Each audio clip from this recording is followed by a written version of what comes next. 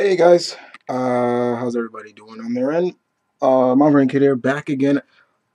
I gotta stop apologizing for this, but once again I'm gonna keep saying it. I apologize for the lateness, but I'm gonna keep my Black Lightning impressions going. They seem to be doing quite well. You guys seem to enjoy my intake of my impression of the episode. So we are on episode. This past episode that passed was episode 3, entitled Lawanda, the burial. I want to make sure I get everything right. The burial, the book of burial. Okay, so this episode takes place after the fatal shooting of Lawanda, the character that we saw in the second episode. One thing that also I have been really enjoying about Black Lightning in general is the not so keeping the flow of it based right around Jefferson Pierce, the main character. We are seeing a great showcasing of the supporting characters, the other citizens of Freedomville, or Freedomland, throughout the series. So in this episode, basically the Reverend is basically giving his sermon on Lawanda and everything like that, and talking about how they want to give a march and things like that. So we see that aspect of it. Detective Henderson and Jefferson are trying to persuade him not to do it and things like that. There's even a great interaction between Detective Henderson and the Reverend, and where the Reverend kind of comes down on Detective Henderson, like, almost like, brother, if you were doing your job, Lawanda would still be alive and everything. Like, the 100 wouldn't still be running ragtag over the city. And in some ways, he's somewhat true.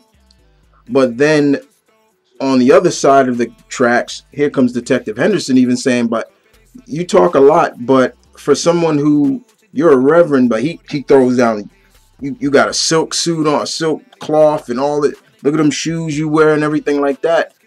I'm on the streets. I'm in the dog. I'm right there in the trenches trying to do my job. Ain't nobody telling me, because we all saw that Tobias Whale has connections in the police force, and the Reverend's not budging. He's gonna do this. So we saw that's going on. On the other side of the tracks, we have Anissa still figuring out her powers. She goes to this scrapyard, which was a perfect. When I was watching, I was like, that's perfect for her, because someone with that kind of power, yeah, you don't want to do something. And once again, as you can see, as you saw probably in the episode, guys, Thunder's powers works differently than her dad's. It's the force of impact. She uses her hand, her feet, along with her density, increases her density, which increases her strength. And boom, you saw how she was able to do that. Things fell on the back of her. It cracked her in the back of the head, and she just, like, it didn't phase her. So we're still seeing that. Then we have on the other side of the tracks also, we have Jennifer. Jennifer basically talking to Kali, her love interest, about having sex. It's like, he tells Jennifer, like, I lied to you about, almost the typical route of a young male teenager. You try to boast in front of your boys. Yeah, I'm not a virgin. I did this, I did that. And there's probably somebody out there that can say, you know what, I was that kid one time.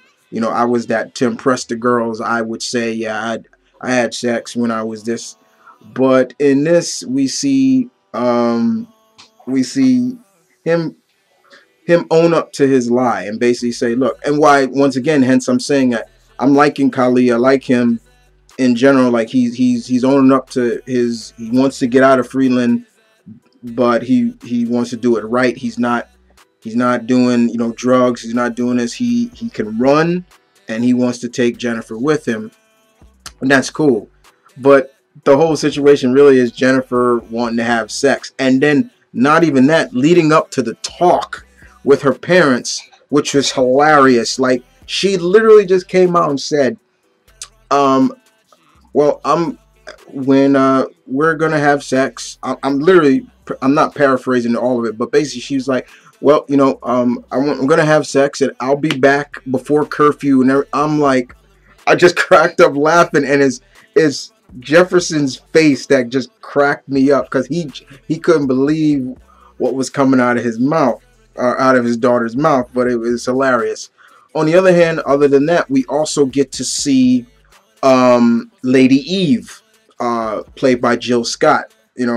Very hard for me to watch Jill as a bad girl. Okay, she seems to run the funeral home, but she's also in cahoots with Tobias Whale, and she drops some really heavy. She comes off really sweet, and then she goes really kind of dark at some points, and that kind of glowing smile just leaves her face.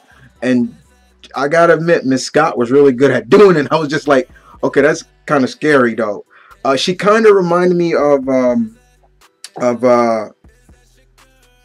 my God, what was her name from Daredevil and Iron Fist and all? Who was the Crane Queen? I'm forgetting her name. I'll think about it. Watch when I'm finished, and I'll remember the name. But she kind of reminded me of that, little kind of sweet, innocent, but then dark. But Tobias Whale and Lady Eve, who is actually a real DC character in the comics, she's a member of the criminal organization known as Cobra. There's a Cobra in DC Comics, guys. So if you don't know too much about her, go look her up, research her more. I don't want to go too deep into that. But they decide to send a message to the protesters and the marchers. And it is up to Jefferson to figure out where it's going to happen, how is it going to happen. Him and Gamby also gives Jefferson a little bit more of an, not an upgrade really, just more of some sort of tech that will allow him to kind of focus his powers a little bit better, which is fine. I had no problem with that. I know there's some people I know some people who have told me, I don't like the fact that he's got tech. His powers is still, that's his power. It's generally him. That's not tech. The tech is not giving him the power. It's more likely helping him focus it, channel it better. And now he's able to kind of channel it into like a bullet, like a beam bullet. And that's what he was practicing about it, which was great. But more importantly, we also get to see the first appearance of Grace Cho, Anissa's future girlfriend. Because in the comics, Grace Choi is this huge, very big, tall Amazon. She's very tall. If you don't know what she looks like, research her. She's muscular, very tall, and her and Anissa are lovers. And when I saw her, the comic geek in me is like, man, I wish they did some tech where they could make her taller than she's supposed to be. But I guess they wanted to ground her more. But we saw her and Anissa kind of clicking, and the drops, the reference drops. She had a comic book in her back pocket, and it said The Outsiders, which was so cool. They dropped characters like Looker, and also they dropped Supergirl. I was like, did they just say Supergirl? Which was just hilarious to me, but it was great. We get a little bit more tension between Anissa and her girlfriend Caesar, and sees Anissa dancing with Grace, and it gets intense, and it gets to the point where it gets a little racy. It gets to that point of, you've probably seen it around, once again, Black Lightning touching on issues that most of these superhero shows won't touch on.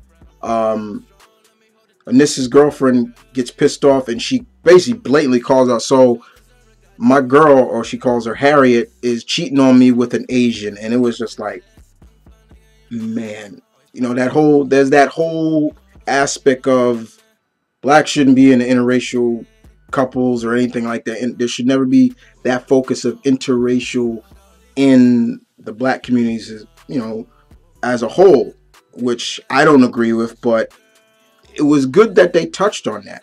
But I love how Grace stood her ground and was like, look, y'all need to go outside with that. Like, I was hoping that the girl was gonna Nissa's girlfriend was gonna take a swing at Grace, and she was gonna grab her hand, and almost like you could see, okay, maybe she's not tall, but she has super strength. But I was, that's just me geeking out because I was waiting for it. But you get to see that they're building that moment up really well, and I'm liking. I'm liking that. I'm liking what I saw with the building of Anissa and Grace. We do know, I'm sure that's what's going to happen. She's going to, because it was already said that Nissa, they broke up. Her and her girlfriend broke up. In terms of the protest, it was very interesting. Once again, you know, we get to see Black Lightning do his thing. He put up like an electrified shield, and one of Tobias Whale's men was trying to shoot through it, and it was just bouncing, going everywhere. However, this episode kind of ends badly. It really does. And once again, I like that not every episode is ending on a good note. This one ended really bad. Tobias Whale's right hand woman, that psycho woman that has like the devil in her eyes. That chick is creepy as hell to me. Shoots the Reverend, but the bullet goes through and through, and it hits Kali, who was in the back of him. And Kali later on has said the Reverend's okay, but Kali, the bullet hit his spine, and he may never walk again. So it ends really bad, but it also ends somewhat on a note of the people of Freeland basically love the fact that Black Lightning is around, even though Detective Henderson is on this case of like he's just bringing more escalation to the fact, you know. Detective Henderson reminds me a little bit of George Stacy. How George Stacy was in The Amazing Spider-Man. Remember how he was in that? That's kind of how it feels to me. But this episode was really good. My impression of it, another solid episode, really good. But then there's that allude to what Gamby did. He saw who was behind the shooting and he erased it. Now my question is, why did he do that? Why did he do that? You guys tell me in the comment section below why you think he did that. But this was a good episode. Another solid episode. So far, Black Lightning, 3 episodes in, and this series just feels totally different. So different.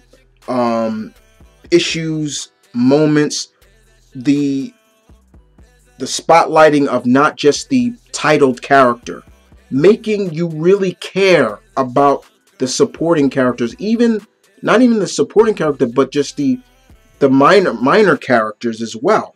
That's a very good testament to the creators and the producers of the show, and I really like that. But in all, guys, episode 3 of Black Lightning, Lawanda, the Book of Burial, was really good. I very much enjoyed it. You guys tell me in the comment section below, what did you think of this episode? That was my impression of it. I enjoyed it. Solid, as always. Other than that, guys, I will see you guys next week with the next episode. I'll give my impression on the next episode, as always. Yeah. Take care, guys.